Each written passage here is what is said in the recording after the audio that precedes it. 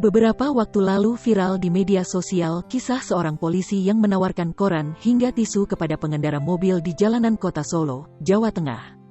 Polisi tersebut diketahui bernama Bribka Arif Setiawan dari Satlantas Polresta Solo. Ternyata Bribka Arif diketahui membantu menjualkan koran milik seorang pria bernama Agus yang ditemuinya di jalanan.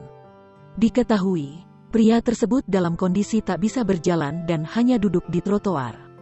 Melihat kondisi Agus yang tak bisa berjalan, ia pun berinisiatif untuk membantu.